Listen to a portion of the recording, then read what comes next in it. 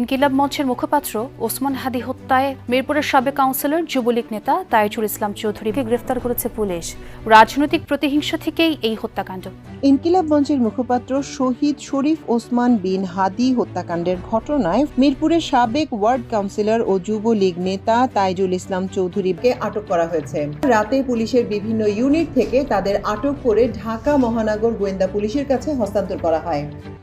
ইনকিলাব মঞ্চের মুখপাত্র শরীফ ওসমান হাদি হত্যা মামলায় ঢাকা মহানগর উত্তর যুবলীগের সাংগঠনিক সম্পাদক তাইজুল ইসলাম চৌধুরী বাপ্পির ফাঁসির আদেশ দিয়েছে আদালত। দুপুরে জেলা ও দায়রা জজ আদালতের বিচারক হেলাল উদ্দিন এ রায় ঘোষণা করেন। রাজনৈতিক প্রতিহিংসার কারণেই খুন করা হয়েছিল ইনকিলাব মঞ্চের মুখপাত্র শরীফ ওসমান হাদিকে, আর তাকে হত্যার নির্দেশ দিয়েছিলেন যুবলীগ নেতা ও মিরপুরের ওয়ার্ড কাউন্সিলর তাইজুল ইসলাম চৌধুরী বাপ্পি। আলোচিত এই হত্যাকাণ্ডের সঙ্গে প্রত্যক্ষ ও পরোক্ষভাবে জড়িত ছিলেন ফয়সাল করিম মাসুদ সহ 17 জন। ইনকিলাব মঞ্চের মুখপাত্র শরীফ ওসমান হাদি হত্যাকাণ্ডের নির্দেশদাতা হিসেবে যুবলীগ নেতা ও ঢাকা উত্তর সিটি কর্পোরেশন ডিএনসিসির 6 নম্বর ওয়ার্ডের কাউন্সিলর তাইজুল ইসলাম চৌধুরী বাপ্পির নাম প্রকাশ্যে আসার পর তাকে নিয়ে ঘিরে শুরু হয়েছে তীব্র আলোচনা ও সমালোচনা। আওয়ামী লীগের ওয়ার্ড কাউন্সিলর তাজুল ইসলাম বাপ্পির নির্দেশে ফয়সাল করিম হাদিকে গুলি করেন। ডিবি পুলিশে জানায় আওয়ামী লীগের বিরুদ্ধে কথা বলায় নৃশংস এই হত্যাকাণ্ডের পরিকল্পনা করা হয়। আওয়ামী লীগের বিরুদ্ধে কথা বলার কারণে জুলাই যোদ্ধা ওসমান হাদিকে দুনিয়া থেকে শেষ করে দেওয়া হয়েছে। সুতরাং এই ঘটনা প্রমাণ করে যে আওয়ামী লীগ বিগত 15 বছরে যেই স্বৈরতন্ত্র বাংলাদেশে কায়েম করেছে এবং গুম খুন নির্যাতনের যেই মাফিয়াতন্ত্র কায়েম করেছে তার থেকে তারা বিন্দুমাত্র পিছু হটেনি, বরং তারা এখনও ক্ষমতার বাহিরে থেকে দেশের বাহিরে থেকে ষড়যন্ত্র করে আবার দেশের ভিতরেই নিরীহ নিরপরাধ মানুষদেরকে টার্গেট কিলিং মিশন বাস্তবায়নের মাধ্যমে শেষ করে দিচ্ছে, যার ধারাবাহিকতাই দীর্ঘদিন পরিকল্পনা করে জুলাই যোদ্ধা ওসমান হাদিকে দুনিয়া থেকে শেষ করে দেওয়া হয়েছে। তবে জুলাই যোদ্ধা ওসমান হাদিকে মেরে ফেলার যে মূল মাস্টার মাইন্ড যুবলীগ নেতা তাইজুল ইসলাম বাপ্পি, সে ইতিমধ্যেই হাতে নাতে ধরা পড়েছে এবং এবার এই জুলাই যোদ্ধা ওসমান হাদিকে মেরে ফেলার ঘটনায় এবার তার ফাঁসি হতে যাচ্ছে। দর্শক, এ বিষয়ের কিছু অংশ ভিডিওর শুরুতে শিরোনামে আপনারা দেখেছেন, বিস্তারিত দেখবেন পুরো ভিডিও জুড়ে। এই বিষয়গুলো দেখার পূর্বে আপনাদের একটা অনুরোধ করব, যারা আমাদের চ্যানেলে নতুন আসছেন চ্যানেলটি সাবস্ক্রাইব করে অল ক্লিক করে বেল আইকনটি চালু করে দিবেন। দর্শক, চলুন আমরা দেখব যে ওসমান হাদিকে মেরে ফেলার যে মূল মাস্টার মাইন্ড যুবলীগ নেতা তাইজুল ইসলাম বাপ্পি, সে হাতে নাতে ধরা পড়েছে এবং তার এবার সর্বোচ্চ শাস্তি ফাঁসি হতে যাচ্ছে, সেটা আমরা দেখব। সেটা দেখার পূর্বে চলুন প্রথমে আমরা একটু দেখে আসি যে তাইজুল ইসলাম বাপ্পির সাথে আরও সহযোগী ছিল কারা, কিভাবে তাইজুল ইসলাম বাপ্পি পরিকল্পনা করেছে এবং ওসমান হাদিকে দুনিয়া থেকে শেষ করে দিয়েছে। এই বিষয়ে গুরুত্বপূর্ণ কিছু তথ্য প্রথমে আমরা দেখে এরপরে বিষয়টা দেখব। ধৈর্য ধরে একটা লাইক দিয়ে ভিডিওটি শেষ পর্যন্ত দেখতে থাকুন। রাজনৈতিক প্রতিহিংসার কারণেই খুন করা হয়েছিল ইনকিলাব মঞ্চের মুখপাত্র শরীফ ওসমান হাদিকে, আর তাকে হত্যার নির্দেশ দিয়েছিলেন যুবলীগ নেতা ও মিরপুরের ওয়ার্ড কাউন্সিলর তাইজুল ইসলাম চৌধুরী বাপ্পি। আলোচিত এই হত্যাকাণ্ডের সঙ্গে প্রত্যক্ষ ও পরোক্ষভাবে জড়িত ছিলেন ফয়সাল করিম মাসুদ সহ 17 জন। মঙ্গলবার 6 জানুয়ারি হাদি হত্যা মামলার অভিযোগপত্র আদালতে জমা দেওয়ার পর মিন্টো রোডের ডিএমপি মিডিয়া সেন্টারে এক সংবাদ সম্মেলনে এসব তথ্য জানান ডিবির অতিরিক্ত কমিশনার মোহাম্মদ শফিকুল ইসলাম। বিভিন্ন স্থান থেকে প্রাপ্ত সিসিটিভি ফুটেজ পর্যালোচনা করা হয়, অস্ত্রগুলির ফরেন্সিক পরীক্ষার মতামত, মোবাইল ডিভাইস ও অন্যান্য ইলেকট্রনিক ডিভাইসের ফরেন্সিক পরীক্ষার রিপোর্ট অনুসারে আসামিদের সম্পৃক্ততা তদন্ত করে প্রমাণিত হয় এজাহার নামীয় পলাতক আসামি ফয়সাল করিম মাসুদ ওরফে রাহুল ওরফে দাউদ এবং তদন্তপ্রাপ্ত আলমগীর, তাজুল ইসলাম চৌধুরী বাপ্পি, ফিলিপস ইসলাম, মুফতি মাহমুদ সহ মোট 17 জনের বিরুদ্ধে পেনাল কোডের 120-এর বি, 302, 201, 109 এবং 34 ধারায় অপরাধ প্রাথমিকভাবে প্রমাণিত হয়ে উল্লেখিত আসামিদের বিরুদ্ধে বর্ণিত ধারায় অভিযোগপত্র আজকে দাখিল করা হয়েছে। ডিবি কর্মকর্তা বলেন, আওয়ামী লীগ ও ছাত্রলীগের বিরুদ্ধে কথা বলায় হাদিকে হত্যা করা হয়। এই হত্যাকাণ্ড কোনো তাৎক্ষণিক ক্ষোভের বহিঃপ্রকাশ ছিল না, বরং এটি ছিল একটি সুপরিকল্পিত রাজনৈতিক হিট জব। এক প্রশ্নের জবাবে ডিবি কর্মকর্তা শফিকুল ইসলাম বলেন, শরীফ ওসমান বিন হাদি নতুন ধারার রাজনীতি শুরু করেছিলেন। সেই রাজনীতির কারণেই ঢাকা মহানগর উত্তর যুবলীগের সাংগঠনিক সম্পাদক ও মিরপুর এলাকার সাবেক ওয়ার্ড কাউন্সিলর তাইজুল ইসলাম চৌধুরী বাপ্পির নির্দেশনা ও পরিকল্পনায় ওসমান বিন হাদিকে গুলি করে হত্যা করা হয়। হাদি হত্যা মামলার আসামি এবং গুলিবর্ষণকারী হিসেবে চিহ্নিত ফয়সাল করিম ছাত্রলীগের সাবেক নেতা ও তার সহযোগী আলমগীর আদাবর থানা যুবলীগের কর্মী। তিনি ইনকিলাব মঞ্চের মুখপাত্র হিসেবে ভিন্নধর্মী রাজনৈতিক ধারার সূচনা করেন।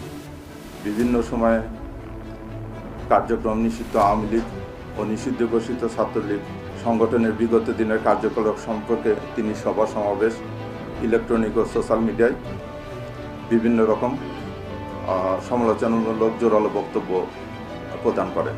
তার এই বক্তব্যে নিষিদ্ধ ঘোষিত ছাত্রলীগে তার সংগঠনের নেতাকর্মীরা ক্ষুব্ধ হয়। আপনারা জানেন, ভিকটিমকে গুলি করা এজার নাম পলাতক আসামি ফয়সাল করিম মাসুদ ওরফে রাহুল ওরফে দাউদ নিষিদ্ধ ঘোষিত ছাত্রলীগের রাজনীতির সাথে জড়িত ছিলেন। শুটার ফয়সাল করিম মাসুদ ওরফে রাহুল ওরফে দাউদ এবং তার সহযোগী আলমগীর হোসেন দ্বয়কে পলায়নের বিষয়ে সার্বিক সহায়তাকারী তদন্তে প্রাপ্ত আসামি তাজুল ইসলাম চৌধুরী বাপ্পি পল্লবী থানা যুবলীগের সভাপতি ও ঢাকা উত্তর সিটি কর্পোরেশনের ৬ নং ওয়ার্ডের আওয়ামী লীগ মনোনীত নির্বাচিত কাউন্সিলর ছিলেন। কাজে আসামিদের রাজনৈতিক পরিচয় ভিকটিমের পূর্ববর্তী বিভিন্ন রাজনৈতিক বক্তব্য থেকে তদন্তে প্রকাশ পায় যে রাজনৈতিক প্রতিহিংসার কারণে শরীফ ওসমান হাদি ওরফে ওসমান গনিকে গুলি করে হত্যা করা হয়। ডিবি কর্মকর্তা বলেন, হাদি হত্যার ঘটনায় গুলিবর্ষণকারী ফয়সাল করিমের ভগ্নিপতি এবং ফিলিপ নামে একজন পলাতক আছেন। এই মামলায় পলাতক ফয়সাল করিম মাসুদ সহ ১৭ জনের বিরুদ্ধে চার্জশিট জমা দেওয়া হয়েছে। এদের মধ্যে ১২ জনকে গ্রেপ্তার করা হয়েছে। সম্প্রতি একাধিক ভিডিও বার্তায় নিজেকে নির্দোষ বলে দাবি করেছেন হাদি হত্যাকাণ্ডের প্রধান অভিযুক্ত ফয়সাল করিম মাসুদ। এ বিষয়ে সাংবাদিকদের প্রশ্নের জবাবে ডিবি কর্মকর্তা শফিকুল ইসলাম বলেন, ভিডিও বার্তা দিতেই পারে, কিন্তু তার বিরুদ্ধে জড়িত থাকার প্রমাণ পাওয়া গেছে। উনি আসামি, উনি হয়তো ওনার প্লিটা নিতেই পারে। আমরা সেই সমস্ত ভিডিও বার্তা করেছি, মানে পর্যালোচনা করেছি এবং আমরা এগুলো নিয়ে যেটা ফরেন্সিক করানো হতো এটা আমরা করছি, প্রাথমিক কার্যকর করেছি। করে যেটা দেখা যাচ্ছে যে এটা উনি বলতে পারে, উনি আসামি, উনি অন্য কথা বলতে পারে, কিন্তু আমাদের যে তদন্ত তথ্য প্রমাণ যেটা আমরা পেয়েছি এটা আমরা নিশ্চিত হয়ে আমরা এই অভিযোগপত্রটাকে। গেল বছরের ১২ ডিসেম্বর দুপুরে রাজধানীর পল্টনের বিজয়নগর এলাকায় গুলিবিদ্ধ হন শরীফ ওসমান হাদি। মিরপুরের সাবেক ওয়ার্ড কাউন্সিলর ও যুবলীগ নেতা তাইজুল ইসলাম চৌধুরী বাপ্পির নির্দেশে ইনকিলাব মঞ্চের মুখপাত্র ওসমান হাদিকে গুলি করে হত্যা করা হয় বলে জানিয়েছেন ঢাকা মহানগর গোয়েন্দা ডিবি পুলিশের অতিরিক্ত পুলিশ কমিশনার মোহাম্মদ শরীফুল ইসলাম। তদন্তে আসামিদের বিরুদ্ধে অভিযোগ প্রমাণিত হয়েছে বলে চার্জশিট দেওয়া হয়েছে। এদিকে বিকেলে এক সংবাদ সম্মেলনে ডিবি প্রধান মোহাম্মদ শফিকুল ইসলাম জানান, শরীফ ওসমান হাদি নতুন ধারার রাজনীতি শুরু করেছিলেন। সেই রাজনীতির কারণেই বাপ্পির সরাসরি নির্দেশে হাদিকে হত্যার পরিকল্পনা বাস্তবায়ন করা হয়। হাদির রাজনৈতিক কর্মকাণ্ড ও নিষিদ্ধ ঘোষিত আওয়ামী লীগের বিরুদ্ধে তার কঠোর অবস্থানের কারণে তাকে হত্যা করা হয়েছে। তিনি আরো বলেন, হাদি হত্যা মামলায় শুটার ফয়সাল করিম মাসুদ ওরফে রাহুল ওরফে দাউদ সহ মোট ১৭ জনকে অভিযুক্ত করে আদালতে চার্জশিট দাখিল করা হয়েছে।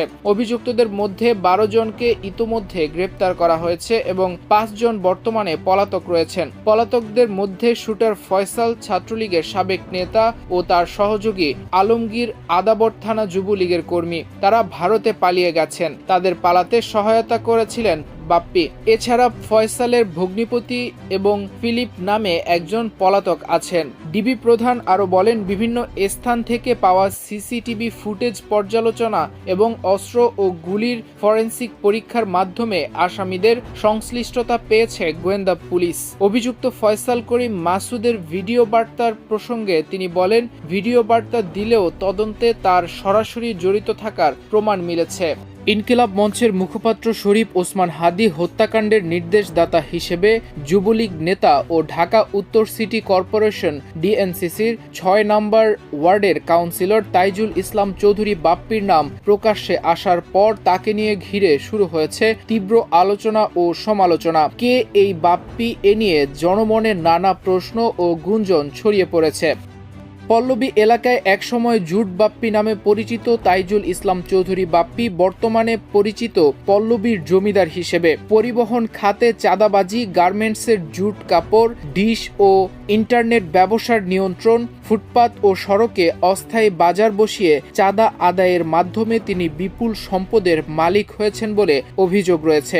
একসময় মোটরসাইকেল ও প্রাইভেট কারের বহর নিয়ে চলাফেরা করা এই প্রভাবশালী ব্যক্তি এখন বিলাসবহুল গাড়ি ব্যবহার করেন। কর নথি অনুযায়ী বাপ্পি ঢাকার কর অঞ্চল ৩ এর সার্কেল ৪৯ এর নিবন্ধিত করদাতা। ২০২০ সালের সিটি কর্পোরেশন নির্বাচনে দেওয়া হলফনামায় তিনি মিল্ক ভিটা রোডে ৭০০ বর্গফুটের একটি সেমি পাকার টিন শেড বাড়ির মালিক ছিলেন বলে উল্লেখ করেন। সেই বাড়িটি এখন আর নেই, সেখানে গড়ে উঠেছে ৩ তলা ভবন চৌধুরী ভিলা। হলফনামা দেওয়ার সময় কোনো গাড়ির মালিক না হলেও বর্তমানে তিনি হারিয়ার জিপ সহ একাধিক গাড়ি ব্যবহার করেছেন। ব্যবসার ক্ষেত্রেও বাপ্পির বিস্তার রয়েছে। তিনি স্মার্ট ফ্যাশন নামে একটি প্রতিষ্ঠানের মালিক। পাশাপাশি বাগেরহাটের মোড়লগঞ্জে প্রায় ৫০ বিঘা জমির উপর Messrs Chowdhury and Khan bricks নামে একটি অটো ব্রিক ফিল্ড স্থাপন করেছেন। রাজধানী সহ বিভিন্ন এলাকায় তার বিপুল সম্পদের তথ্য ২০২৩ সালের একটি অনুসন্ধানে উঠে আসে। রাজনৈতিক ক্যারিয়ারে বাপ্পি ২০১২ সালে ওয়ার্ড যুবলীগের সাধারণ সম্পাদক হন। ২০১৪ সালে পল্লবী থানা যুবলীগের সভাপতির দায়িত্ব নেন। বর্তমানে তিনি ঢাকা মহানগর উত্তর যুবলীগের সাংগঠনিক সম্পাদক। ২০২০ সালে সিটি কর্পোরেশন নির্বাচনে দলীয় সিদ্ধান্ত উপেক্ষা করে বিদ্রোহী প্রার্থী হয়ে কাউন্সিলর নির্বাচিত হলেও তার বিরুদ্ধে কোনো শাস্তিমূলক ব্যবস্থা নেওয়া হয়নি। যদিও শিক্ষার্থী নির্যাতনের ঘটনায় ২০২১ সালে তাকে যুবলীগ থেকে বহিষ্কার করা হয়েছিল, পরে সেই বহিষ্কার আদেশ প্রত্যাহার করা হয়।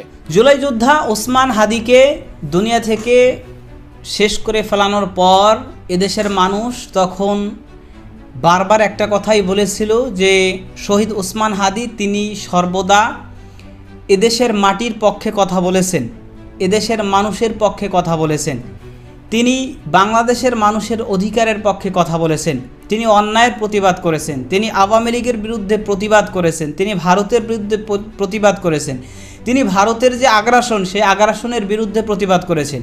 সুতরাং এই সমস্ত কারণেই মূলত আওয়ামী লীগ এবং ভারত তারা সম্মিলিতভাবে ওসমান হাদিকে দুনিয়া থেকে শেষ করে ফেলেছে এবং তার উপরে অ্যাটাক করেছে। এটা এদেশের মানুষ ওসমান হাদির উপর যখনই অ্যাটাক করা হয়েছে তখনই মোটামুটি কিছুটা আঁচ করতে পেরেছিল।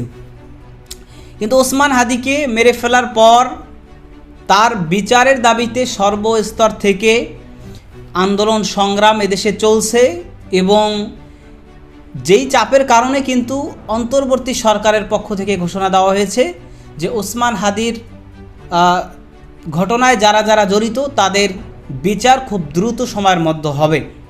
এবং আমরা স্বাভাবিকভাবে যে কোনো একটা মামলায় যখন চার্জশিট তৈরি হয় তখন দেখছি যে বেশ কিছুদিন সময় লাগে সেই চার্জশিট তৈরি হতে।